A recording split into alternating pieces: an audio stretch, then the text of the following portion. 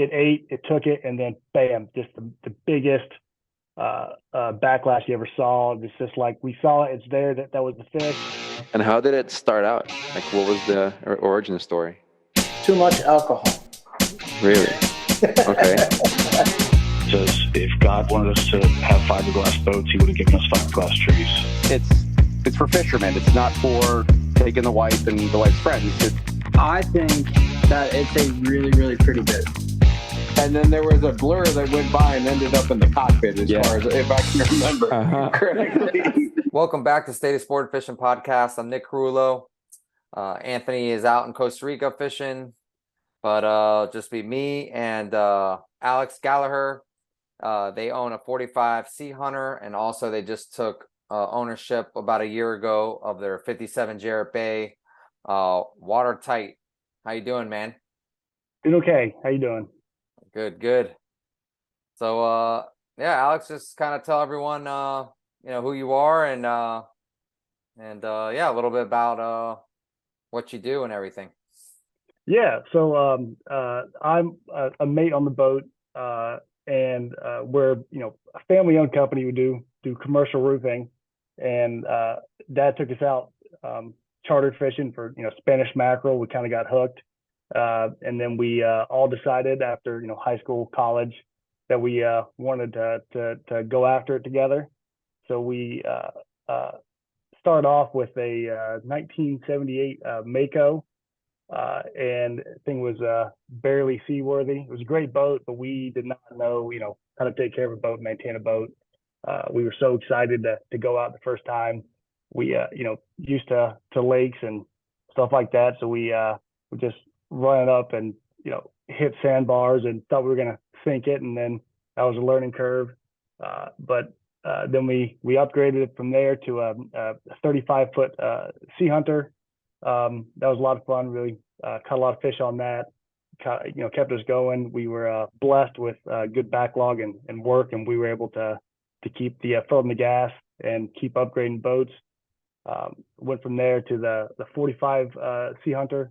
That used to be called medium rare. I think it was a yacht tender for one of those guys. Talking to Marky Bird and those guys with Sea Hunter, good people, but. Got that boat, brought it back to North Carolina. The same, I think it took us like 48 hours. We, balls to the wall to get back. And then the day we got it back, we took out clients and fished that pretty aggressively for 2 years. Got that repowered, fished the new motors for a year, and then we decided to get the Jarrett Bay, and it's been pretty awesome fish on that. Yeah, that's a great step up above a Sea Hunter, I'd say. Yeah, yep. They got different things they're good at. We whenever we're taking people out or a party and whatever, bachelor party, a lot of times the Sea Hunter can get out there pretty quick. Yeah, the guys like to pitch mahi with open face, and it's a lot of fun. And then the tournament time, Dad's a little bit older now. He still gets out there, but a lot more comfortable, a lot more just different type of tool. Both of them got their place, love them both. But yeah, the Jarrett Bay definitely nicer on some of the rougher days and the tournament circuit there. And home for you guys is Morehead City. Morehead City.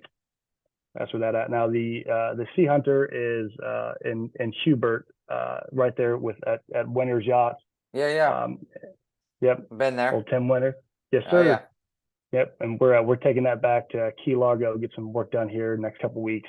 You had to put a gear case in it, but taking it up there. So that's that, and then we are getting ready for the season here. I think the Jarrett Bay goes back in second week in April, and then we're getting geared up here for the Hatteras Offshore Open. Hoping to fish every one of them this year again, so that'll be awesome.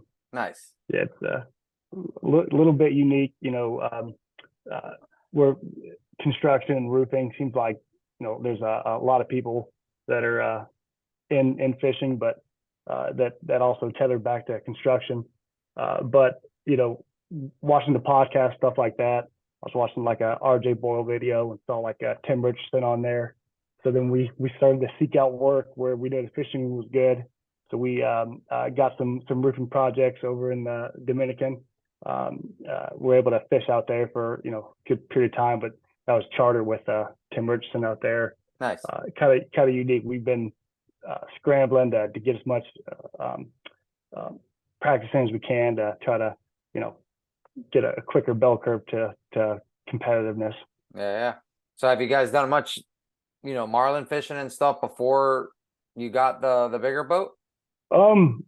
We did a lot of trial by error type marlin fishing. That was the goal when we started out to do it. And it was constant. You get roadblocks with capital you can put in the boat, stuff like that, and it takes a lot of time to go out there. So not a whole lot of that. We've been doing it a lot more here recently.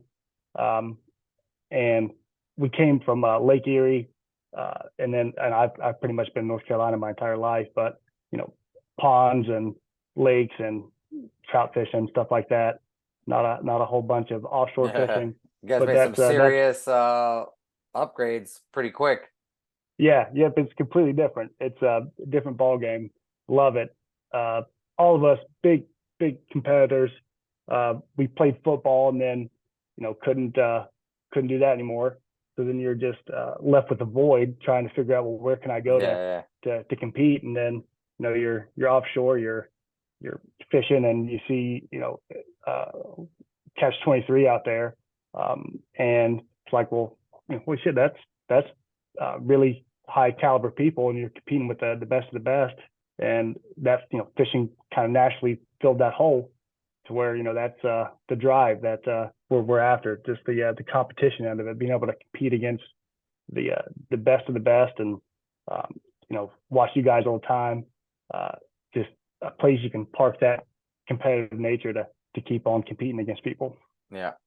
So you family-owned construction roofing company, and the name of the boat's WaterTight. It's pretty good. Yes, sir. Yep. We started off kind of residential, and then as we got out of school, my oldest brother Zach kind of started it. My dad was working for another roofing company, and then we all, whenever we got out, jumped in and started off working on Camp Lejeune. Been blessed there. Then I moved here to Lexington, kind of where I grew up, and been doing a lot more commercial type stuff. And fortunately, we've been blessed with a good backlog and enough to it's a lot of roofs that go into repowering a boat or going out offshore. So been fun to juggle that. Nice. And your brother works with that company too with you, right? Yeah, yep, all four of us. There's Nice. myself, and then I have a twin brother named Nick, and then an older brother Zach, and then Todd. Todd's our dad, and we all work together, all fish together. It's a way for us to stay close. So wow, that's cool. Awesome. Yeah, it's awesome until you're on the boat and you're at each other's throats, and Nick will pitch wrong and have a ball on the reel, just backlash, crazy. Then you're to fist and all that stuff gets a little animated, but pretty fun. So your older brother, you said Zach. Yep. So he's kind of the boss, or he kind of a little more dialed in with everything.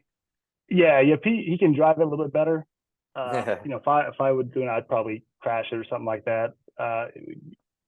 He can, he's the guy with that, kind of like cling to him, and he kind of says what the plan is in the morning. Says, hey, we're gonna go, we're pulling plugs, or we're gonna be, circle hooking it and stuff like that. So he makes the plan. He takes care of the boat, does all that. Nice. And have you been able to fish the boat yet? Yeah, we fished it all last year. Okay. We saw a decent amount of fish.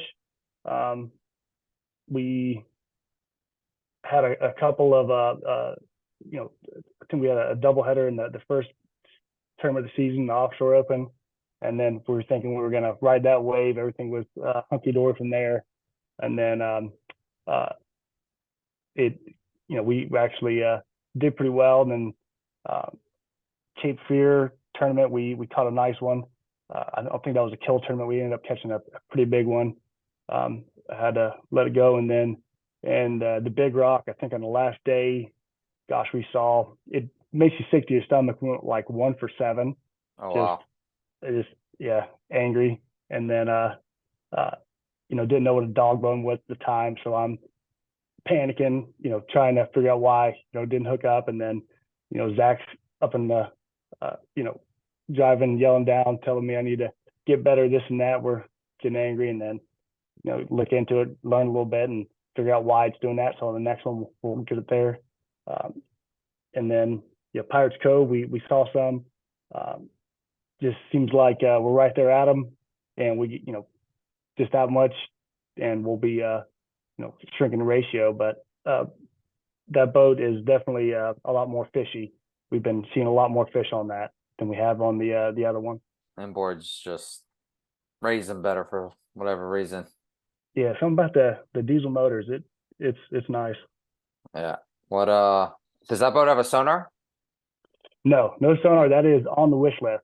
You got to put down some more roofing to get the sonar. But a couple more roofs. Yeah, that's it. We want to get the sonar, hoping to get repowered here next year. So repowered next year, and then the year after that do the sonar. That's what we're hoping for right now. Nice. Yep. And then the Sea Hunter, we're hoping, we've been picking up some work in Florida, so we're hoping to keep that boat down there and do some sailfish and stuff. Never went kite fishing, looking, want to do that bad, all that. So that's kind of what we're banking on. Nice. How many tournaments you guys plan to fish this year? I think the NC Billfish series is like 8 tournaments. We're planning on doing all 8. Oh wow. That's what we did last year. Things happen, the boat might be down for a little bit, something like that. But we're hoping to fish all 8. At a minimum, we're looking to do Pirates Cove and Big Rock, and a couple of the other ones, smaller ones like the DU, stuff like that. But we as a rule, we try to fish them all. That's awesome, man. You guys 0 to 100 quick. I like it. Yeah, we're like a Honda motor. We just take past the rev limiter, just grinding. It gets a little cumbersome at times, but been getting it done. Nice. You guys ever have any plans of traveling or anything with the boat? Yeah. We originally got work down in Casa de Campo. We were going to take the Jarrett Bay down. That's originally why we got the Jarrett Bay. There's a tobacco plant out there we were going to do some work on, and then went down, fell in love with it. Hopefully we get it repowered this next off season, and that's the first place it's going. So nice. It's beautiful out there, and we get opportunities to do work kind of all over I guess the world. And typically we put a little asterisk on the ones that have good fishing next to them. Yeah, that's it. Nothing wrong with that. Yeah. Yep. And then the wives and everything, they yell, but is what it is. That's right. Yes, sir. So what you guys are bait fishing, sounded like? Yeah, it would depends on the tournament we're doing. Most of the time we've been just pulling plugs. And then you're dinking and the Pirates Cove almost exclusively. I think the last day of the Big Rock we ended up doing a mixture, and still trying to figure that out. The learning curve on dead baiting. You'll get guys out there that don't know what it's like, and we have a lot of customers we'll take out and on the tournaments or something. We'll dead bait just to kind of get the practice in. They'll say, "Oh, she's nibbling on it." I'm like, "Well, that's not how it works, man." But yeah, so we've been doing some more dead baiting here this past year. But yeah, just kind of whatever the tournament looks like, we're gonna have the best chance on. The good thing about plug fishing is no matter who's on the boat, you can still kind of get away with some of it. You can kind of teach it on the flies more, and then pitching and all that stuff. We're still trying to work on that. That's been pretty tough. Yeah. Not so much on Captain. Zach's been raising some fish. That's more on me. I've been missing him sometimes. Man, it's just practice, man. Yeah. Yep. That's it. Get down the DR, man. You learn quick. that's the goal. That's what we're doing with the DR. We can quit failing whenever we see one. So that's the plan. Get to DR and get some practice in and not mess up so bad. It's a great place down there. Yep, Rough beautiful. water, but great fishing. Yeah, a little rough. They went down there and fished with Tim Richardson a handful of times, and just a great spot up there. Yeah. Or down there, whatever. But Yeah, I'm sure probably there when I was there, possibly. Yeah, maybe. Not sure, but it's definitely an awesome spot. But Costa Rica, that place, we're trying to get there. Just hit the Bahamas and do all that on the way down. Try to make an event of it with the wives and all that. So I like it. You got some big plans. Yeah. Yep. Fortunately, we've been blessed to keep on doing it, and that's it. So we'll see what happens. And your dad loves it just as much as you guys, if not more. He loves being out there with us for sure. He likes competing, but I would say that Zach and myself and Nick are the big drivers on it, and then Dad's like, well, shit, I guess I got no other option. Better get out there with the boys. Yeah. Zach was the one that was driving the entirety of it, and then I think would have been 2-3 years ago, we were fishing the Big Rock. I was up in the Sea Hunter on the tower, and I'm just goofing off, not even thinking it was a competition, drinking a beer, and then I look down and a blue one hits the left short or left flat, and then it was the coolest thing I've ever seen. I've been with my wife and she's a girl, so to see the blue marlin come up and everyone's kind of just ingrained in your mind. It's incredible. So once that happened, I was hooked, and then Nick has a similar story. The first one we hooked up to, and then from there we just been to the pins, going after this thing, chasing it to compete and hang some up. Nothing like it, man. Once you see a couple of those crack. things, dude. Yeah. Well, I've never done crack, but I could imagine crack would be pretty damn similar. So, Yeah. What about you? How'd you? I didn't see all the. I've been watching the podcast for some time. I don't know how you guys got into it. I know Blood Money up there and fishing with the Duffies, but don't know a whole bunch of you're into the things there. I do a lot of sail fishing down in South Florida, like the whole sailfish circuit. Yeah. So our season's pretty much almost over. We got one more big tournament, and that's about it. Is tournaments, but it's kind of weird because the fishing will actually get really, really good here in the next couple of months. It seems like every year it kind of gets later and later for whatever reason. But like this past week, like we just fished a big tournament, and the week after, guys were catching 25 fish a day. Oh, wow. So it got really good, and I don't know, hopefully we could end the last tournament of the year with some good fishing like that.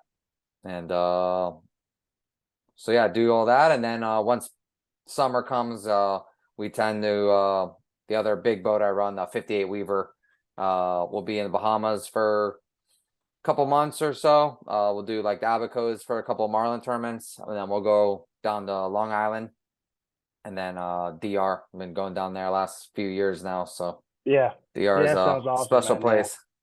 Get the whole Florida and then go to the DR and all that stuff. Now you're in the front runner too. That's a good boat. 39 front runner for the first year with them. This year we helped them build a kind of like the demo factory boat, and the boat's been amazing, and definitely I think turning some heads down in South Florida, and it's a badass boat. Those things look sweet. Now South Florida, that is one where we are gonna go after here, I think, next couple of years. Hopefully take the boat down there, the other one. I mean, we'll see what's in the cards. You already got the boat for it, so just find a home for it down here, and you'll be ready to go. That's it. Let me know. Figure out how to actually fish it. Come show you guys. Put a couple kites up, and we'll figure it out. I'll probably hold you to it now. Don't offer it up. We'll get you out there. like it's whatever you teach has got to be better than what we first started out doing. Zach would get mad. One of the guys, bring out like a fifth of Rumple Mints on the boat on a tournament day. By the end of the day, it's gone. Like, who drinks Rumple Mints? And then in the middle of a tournament. So we've been growing in that into things for sure. But yeah, that's the goal. Keep on fishing year round and use both boats are good at different things, and fish where they're good at. Absolutely. It's gotta practice and give yourself some shots, and you learn quick. Yeah. Yep. I wish Zach was jumping on. I know he's still on that conference call with Walsh. He's been on Camp Lejeune, been emailing me back and forth here, but because he can speak a little bit more intelligently than on most of the stuff. We have a guy a buddy we went to high school with, or not me, Zach's wife, named Chris Tatum. I think he's on the Gratitude now. Yeah. But it taught me a lot, and that's where I get all my maintenance from, all that whatnot. So learn on that. I'm not good on a lot of the X's and O's like Zach would be. So hopefully he can jump on here later on. Well, how long do you think he's got? Who's found that? It's a big, complicated project. It's like it's building one on Camp Lejeune. It's got like 200-foot long panels that are trapezoidal, and just a nightmare of a project. So he's working through all that. I know he's trying to. Well, who knows? It could be 10 minutes, could be hour and a half, depending on whatever architects trying to save the world a quarter inch of the time or whatever. So how many employees do you guys have? We got about, I want to say 70 full time, and then we've got about probably the same amount worth of subs we use whenever we're overbooked, but pretty much they're exclusive. So yeah, it's a lot in the day to day. Most boat owners they can kind of do their job and then have somebody else take care of the boat or do all that stuff. And for us, the grind starts the day that the season's over.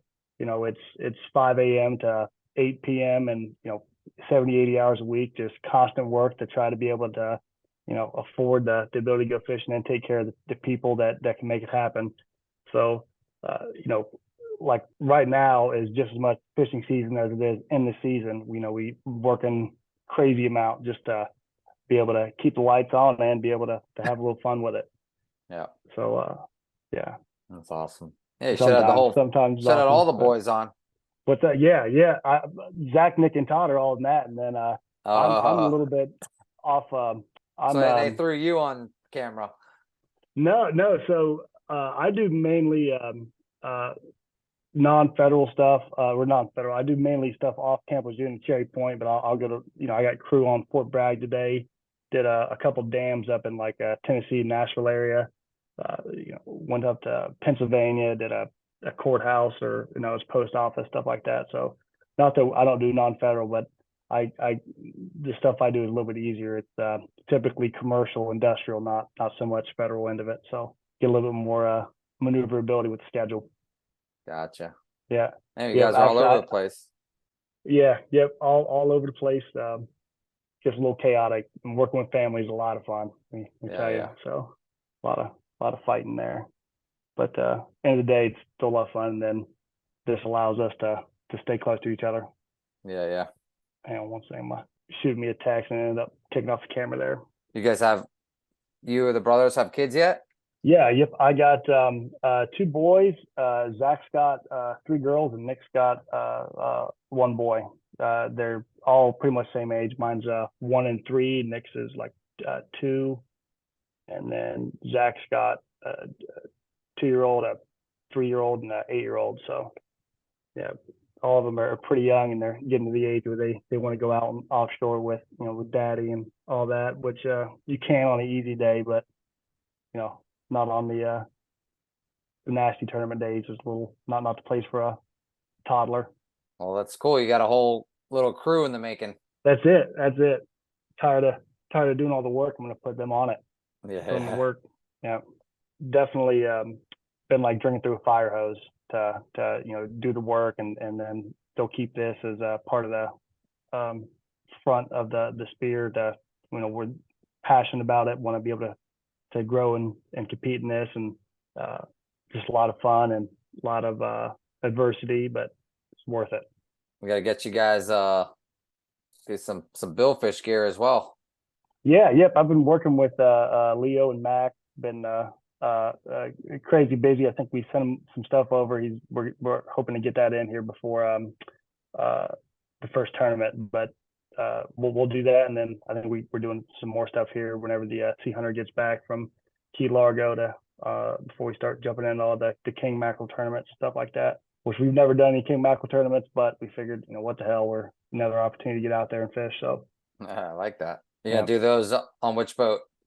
The Sea Hunter. Yeah. Now I think, gosh, was it Builder's Choice? No, not Builder's Choice. They do the king mackerel tournaments out of the Sportfish.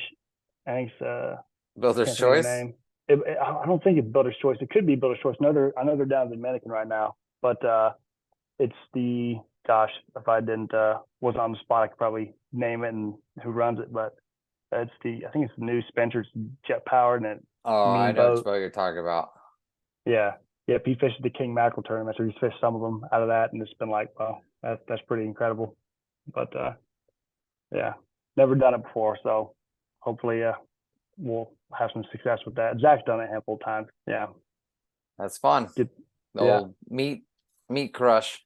Yeah, yep, that's it. So if you can't catch the blue ones in the tournament, something about tournament fishing where your heart's racing with it could be a 6-figure fish on the end of the line, where it makes other fishing still fun, but it doesn't make your heart beat as fast. So looking forward to that, and any opportunity we can for that. We try to talk the rest of them into going north after Pirates Cove and fishing Virginia Beach, something like that, but we'll see. Yeah, I gotta do some work on that end, get those guys on board. I hear you. Yeah. Now you don't go north. That's Anthony, right? He does all the northern stuff. You ever get up there, do any I have. Stuff? I have this year. I'm hoping to hopefully get up there this year, but usually I just tend to be the south, like DR or something, so it just kind of timing's always off, but I like to spend a little more time up there. Yeah, well, you got a pretty good fishery there, so I'm sure it's not big a deal. Yeah, it's definitely nice being down there, but it's always nice to give yourself a shot at $1 million fish. Yeah, that's it. Makes you sick to your stomach though. I had in the Big Rock the last day when we went, 1 for 7. My buddy Jake, he's went to high school with him. He fishes on the boat a lot, and saw it come underneath the teaser, and he went to reel in teaser, went to pitch it, and just it took it, and then bam, just the biggest backlash you ever saw. It's just like we saw it, it's there, that was the fish, and broke it off. So it tends to get hot, but if it's not $1 million fish, it's still makes you sick to your stomach, but doesn't make your keep haunt your dreams at night. Same thing happened to me though at Pirates Cove on one of the days. Doing a ritual to try to get fish up, and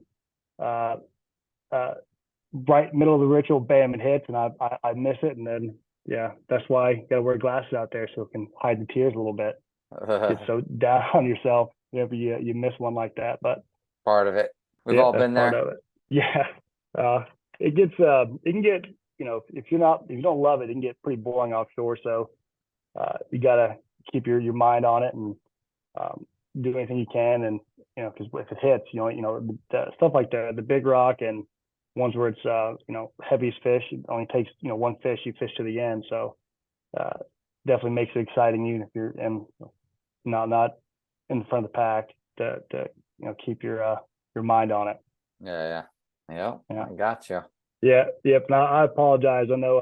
No worries. A little nervous and all that. No, you're fine, podcast, dude. So yeah. No. Well, What we'll have to do is we'll get you and your brother, back on maybe later in the year after you guys have your season on and everything. I'd like to always get guys back on and hear about their season and everything. So Yeah. Yep. we'll Hopefully we have make a sure good your year brother this year. will be on that one. Yeah. Yep. He was looking forward to it too. He was, thinking of things to say and had it marked on his calendar, and then bam, happens like just a gut punch. But yeah, it happens. Yeah, fuel's not cheap anymore. So, well, not anymore. Fuel's not cheap on those. So, yeah, a lot of hours put into for each trip out, and gotta do what pay you for gotta that do. sonar. Yeah, that's it. Gotta pay for the damn sonar. See some fish. Gosh, now you got sonar on both your boats, or just the On the bigger boat, yeah. The bigger boat, yeah. Yep. Yeah, we were kicking around doing the sonar on the small one because it's a little bit more palatable with the cost this year, and then go from there. But if we have money to spend, we're gonna dump it on the repower and sonar, and then repowered the Sea Hunter last year, 2 years ago. So we got a couple years before we're dumping some sonar money on that. Nice. Then I gotta figure out how to drive the damn boat. That one without crashing or something like that. But done it a few times. But bachelor parties, which are a great decision to learn how to drive a 45 footer. Oh, yeah. No, that was definitely sarcasm. Especially some of the guys on the boat. Oh man. Yeah. I'm gonna keep it kid friendly, but yeah, it was fun. That's awesome.